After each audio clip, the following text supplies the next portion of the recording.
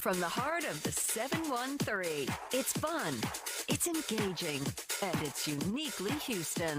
H-Town's hottest new show, Chattin' with Chelsea. Here's your host, Chelsea Edwards. Hey, besties. Thank you for joining me for another Chat with Chelsea. I am your host, Chelsea Edwards. Today, we are breaking hair barriers, okay? Whether that means lots of natural hair or none at all when it comes to alopecia. We got lots to talk about. We also want to ask the question, could it still affect your career? Does it still matter? And why? So we're going to get into all that. Before that, a little Chelsea chat here, because if you follow me for a while, you know I have worn my hair all sorts of ways. I grew up with it permed and pressed like a lot of African-American young girls. It wasn't until I got to college where I decided to embrace my natural hair, chopped off the old stuff and let it grow and really embrace the fro, right? And I feel like it helped bloom my personality some as well.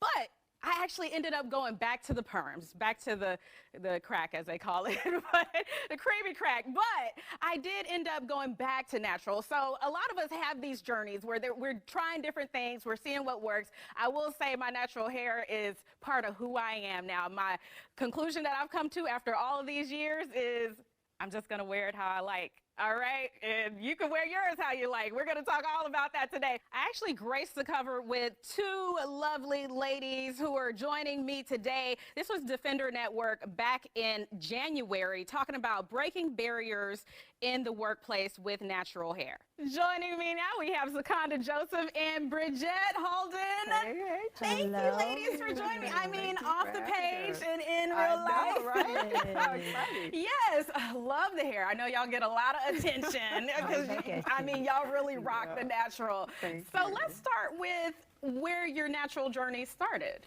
So mine started several years ago. I was doing the same thing as a little girl, but I used to get my hair pressed. Yes, so that's aging myself here. But so just one day I was, weaving it up. And I used to wear long hair, so it was like 30 inches, so it was long hair, don't care. Yes. And then one day somebody came up to me and they were like, oh, yeah, you look like everyone else. Ooh. And I was like, exactly. I was like, oh, I didn't like that because I've always been someone who's an individual. And so one day I took the weave out and I saw this beautiful hair. And so I embraced it because I felt like I needed to look like everyone else in order to fit in. So I embraced it, and ever since then I've done this, and now it's my brand. Yeah, I mean, and that's a large part of a lot of our journeys, like whether it was pressing or perming or putting weaves in. We were raised thinking that we had to have this straight hair. So what about you, Zakanda? Yeah, I think my process was a spiritual process, to be honest. Like, I was barely grown. And, like most white girls, we're in the South around that time. Like, you get your hair permed at an early age, start off pressing, then I got a perm. And when I was barely grown, I came into my spiritual self. And one of the things that I wanted to do was just uncover, like just take off everything that wasn't authentically me. So I went, I did the big chop. You did the big chop. I did the big chop. And I went through some things. Like, that's a very difficult thing to do, especially at that time. And from there, after about a year or two, I was like, oh, I can put a perm, I can perm my hair again. Permed my hair. By the time it was time for me to get it redone, permed it again, all my hair just started coming out. Oh. And I was like, I'm not doing a big chop again, but I'm still going to go through this process. So I started wearing protective natural styles. Because I think a lot of times when people say natural hair, they think weave or no weave. You can do both, right? Yes. But for me, it was like, I wanted to be Afrocentric, whether that was, braids, whether that was, I did all kind of things until my hair got to a point to where, I could wear it out or not. Yeah, and that's one of the reasons many of us did decide to go natural, and not put in the chemicals on us and having to deal with burns and things like that. We all had some kind of trauma from trying to straighten our hair. So, well, kudos to y'all for going all out. You bring up a great point about using, extensions and things like that to augment while you're growing it out as well. Is that a good recommendation foundation or a starting place for women who do want to transition from using chemicals and pressing to wearing their natural hair? I think you do. I think you keep your options open. The most important thing to me about being natural is to move in who I was, right? And you know, as Black women, like, our hair is also an extension of our expression. It's our culture. When we travel, we want to wear braids, you know, because we want to get in a pool, like all those sorts of things. So I think you consider that what's easy for you, right? It's not always easy to twist your hair. You know, it's not all, if you don't have help. I've always had help, thank God, to my aunts. You know, so I had people that was helping me take care of my hair. But I think you take those things into consideration. And nowadays there's so many options. So do you. Yeah. And I agree. I agree. Do you? So if on your journey, yes, protective styles are really great. But you have to do you and embrace yourself, you know, as you saw in the magazine where we all had the same story. You know, people told us, oh, you shouldn't wear your hair like that or you won't be accepted. And for me, that was really tough because I said, well, I don't want to conform anymore, so I want to do me. And so, like, you know, Secunda said, be you. Embrace what you want to do and don't let anyone else tell you that you can't. Amen to that. All right, y'all starting off strong here. We are going to get more into that story and dealing with the hair in the workplace right after this break.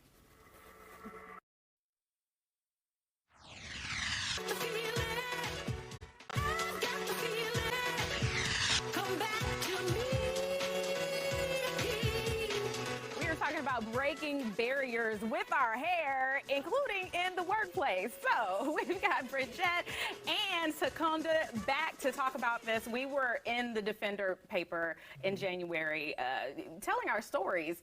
Part of that story, which I found fascinating, once I read your sides, was that we all came upon some resistance from people in our own community saying that we were going to have trouble finding jobs. I was going to have trouble getting a reporter job with natural hair. So let's talk a little bit about that. So for me, thankfully, I've been in business for myself for the past 22 years. However, I still receive some pushback, you know, from certain clients because they were like, where are you going with all of that hair? And I was like, well, this is my look, this is my brand. And then after a while, what I learned was if I embraced it, other people would accept it. And so that's what I had to do. I couldn't be worried about other people and their thoughts about my hair. And then I just said, I don't care. So big hair don't care. And you got big hair don't care. And you work for yourself doing PR. Yes, so it kind of, I mean, people recognize you wherever you go. Wherever I go. So, you know, now I'm the fashionable publicist. So, you know, PR is what I do. Fashion is who I am. Okay. All right. Secunda, tell us who you are. I think for me, one of the things that would come up is, I remember I used to work for the state. Space, mostly Black women, mostly, you know, even the bosses or whatever, everyone is Black. New supervisor comes in and she tells me that I could not wear wraps. I used to wear head wraps all the time, which is very cultural as well, right? And I was like, well, where is this in the, I don't see it anywhere, right? And we went back and forth, and I just could not understand. I never really listened. I said I was going to do what I was going to do. And eventually, you know, I was also working for myself because, you know, but I understood that it bothered her for me to show up into the place like this for her that was not considered professional. I think that we're taught a lot of times, just to give her some grace, that how we naturally show up, just like whether it's our hair, like when folks first start wearing afros or we wear the hair wraps or whatever it is, like this is not professional. And our culture is professional. Do we see that changing, the definition of professionalism? I feel like it is because we're a culture. I mean, we're a beautiful culture. And people are always so fascinated with us. And I believe that now people are starting to really embrace, and of course with the Crown Act that came out, but people are more creative and they're more accepting of our culture, of different cultures, if you will, because we're not the only ones that do amazing things with our hair as well. So I think there's a shift happening, personally. I hope that there's a shift.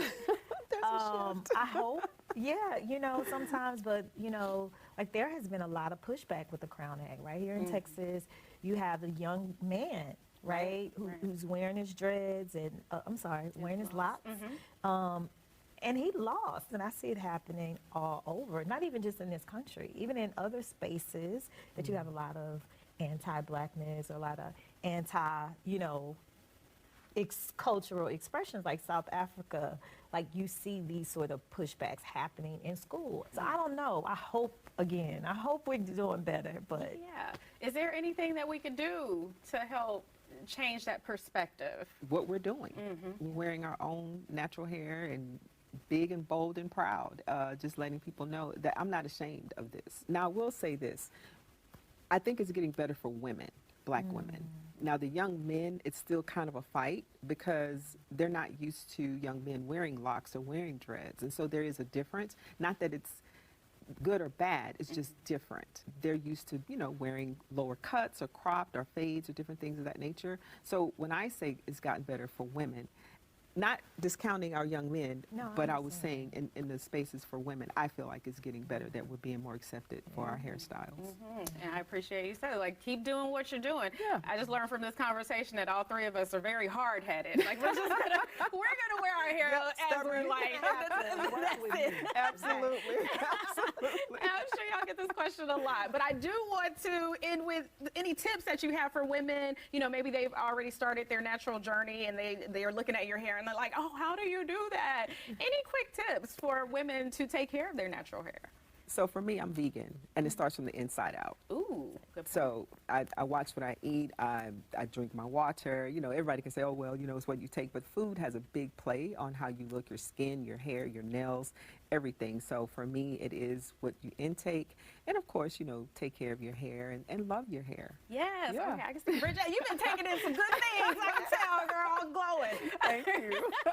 Same. And I'm a new vegan, but for many years, I think if I couldn't eat it, I didn't put it on my skin. Oh. Now, I'm going to say this. My aunt told me to say it because she's really the one who takes care of my hair. And sometimes I'm like, oh, don't put that. Don't just grease it like this. I do, I like shea butter. I like essential oils, that kind of stuff. And she's like, yeah, but what I would prefer is, she wanted me to say this on camera, she would prefer Blue Magic with vitamin E. Or something. She's like, that's the best. She said if she could, she would do raw crown. It's old school. The old school. She said Yeah. if you add a little vitamin E and a little, what is it, the G, Lord, I can't think, I don't want to mess it up. But it's like a little natural product you could buy. It is really good for your hair, especially if it's, it's not the healthiest space. Okay. So, yeah. So you're on it's dry, matted. You ain't The wash Blue it. Magic, the blue She jar. said the old school. She said the old school is the best. So I said, okay. Okay. All right. I don't buy a little old school as we're doing new things, making waves. Well, thank y'all so much for joining me. Okay, guys.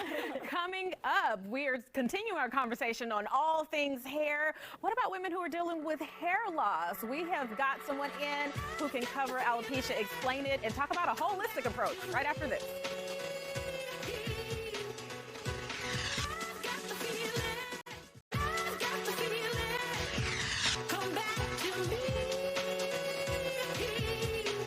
Alopecia Awareness Month. So here to talk about what that means and how you can get help, Dr. Leola Anifawoshe from the Texas Hair Restoration and Wellness Center. You're also a trichologist, which means you're a scientist of the scalp and the hair. You really get into this and you really help a lot of women deal with hair loss. So first, let's start with what alopecia is. How would you explain that? Alopecia is simply a medical term that means hair loss. And so a lot of women have alopecia, but they call it hair loss. So if you're shedding, thinning, can see your scalp, it's alopecia. And this includes hair loss for different reasons? Oh yes, there's a myriad of reasons. Many of us know hair loss, like they may have traction alopecia. I call it trauma because the scalp would have experienced some type of trauma. There's androgenetic alopecia, which is hormonal. Maybe your mother or grandmother or dad had it. Okay. There's alopecia areata, where you may get circles of alopecia. And there was also a COVID-related alopecia, which is called alopecia totalis. When you talk about trauma to the scalp, are we talking like people have their braids in too tight? Too things tight like that? braids. Oh, okay. Too tight braids, relaxers, hot combing it, just overdoing it, stressing the edges. And I actually have a program called Get Your Edges Off the Ledges. Oh, I love because, that name. the glue, the wigs, the weaves, and even if you're going to wear a wig, you have to kind of push it back a little bit, give the edges a little break. Yeah, we were just talking about how those chemicals can have an effect on your hair. So what are some signs to look out for women who maybe think they might start experiencing alopecia? You know what? If in doubt, then check it out. Okay. There's going to be a reason. And women know our hair. We know our hair like our dress size. Yes. So if you're in doubt, don't let anyone talk you out of it, especially depending on your hair type. Because some hair types swell on the end. So if it's swollen on the end, it looks like it's thick. But when you come into our clinic, we're able to do a microscopic scalp analysis and see what's going on at the base. That's where we can see the real thinning. And it's really important to catch it early enough, because if you catch it early enough, there are things you can do to ward it off from becoming extreme. Okay, so you're talking about catching it early. That means those signs of just maybe not bald spots, but your hair is just getting a little thin. In the comb, your hair's Okay. not a magician. It can't be in the comb and on your head. No. You have to choose, right? And Right. then the way we detangle. It's very important to properly detangle. With African American hair, we often associated detanglers with other types of hair.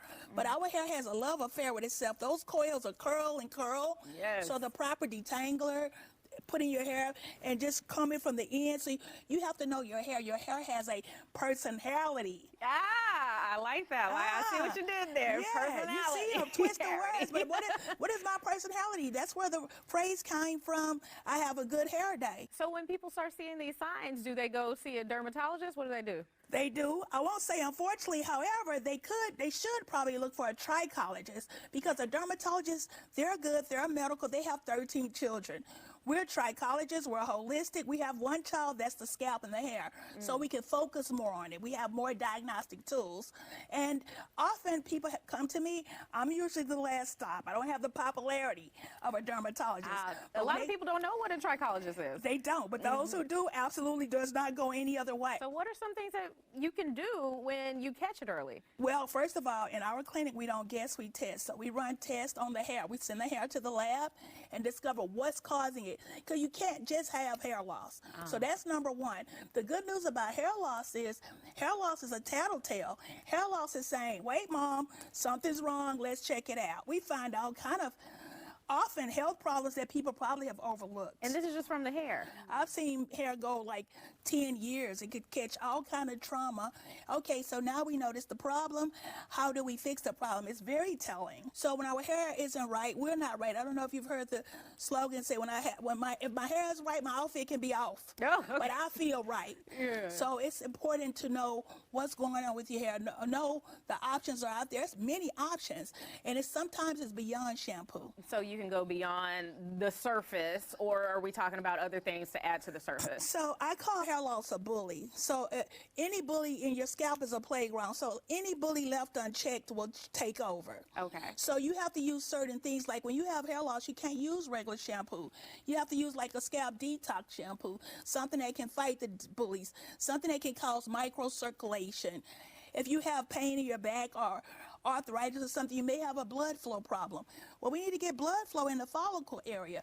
So through our testing, we're able to find all of that out. Okay, so when we're talking blood flow, are we talking massaging the scalp? Massaging is good, and I've even seen on YouTube where they were talking about where women lay their head over the inversion method. Anything that can get the blood flow, the vibration plate, which we use in our clinic.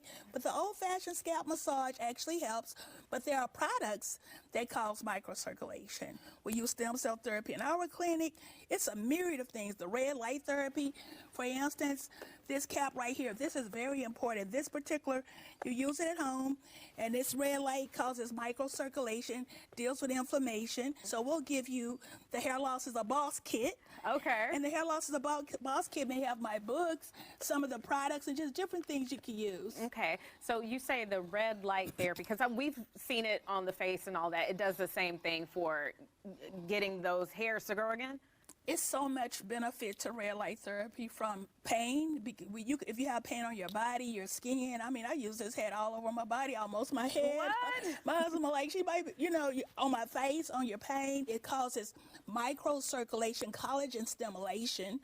And that's why you have the anti-aging effect, but also the benefits of follicles being able to be in an environment, So a friendly environment. how do you address when it comes up that someone's hair loss is due to anxiety or something else like that? Do you refer them? Because that's something that has to be taken care of to get that hair growing again. By far, and honestly, in my clinic, at least 70% of the people have a form of anxiety, but we have a very amazing program where once we get their hair report, we send it off and we get custom supplements to deal with the mineral imbalances. The minerals have to be balanced.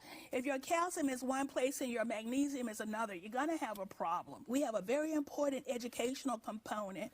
So we put people in an app, and it's important for you to know what type of condition you have, because now you're able to also deal with it. Inflammation's everywhere. Yeah. So we may put you on an anti-inflammatory diet or one of the 12 diets that's in my system. So a lot of it has to do with diet. Okay, all right. Well, tell the folks where to find you, especially if they want to get analyzed. Well, they can find me at hairlossdetective.com. I don't know. I'm so excited about that. The Texas Hair Loss Clinic. I'm on Instagram at Texas Hair Restoration.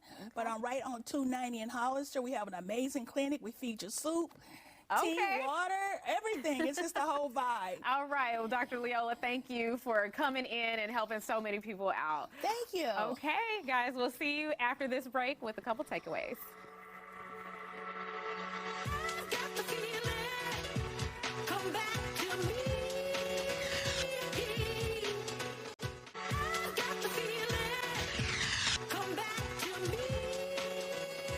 Thank you for joining me for another Chatting with Chelsea. I want to thank our guest who left us with this takeaway. Wear your hair as you like. Do what works for you. And Dr. Leola, what's your tip? Don't guess, test, and if in doubt, check it out. That's right. And you can check us out at Chelsea Show Fox on social media. Let us know how it's going. And we'll see you next time.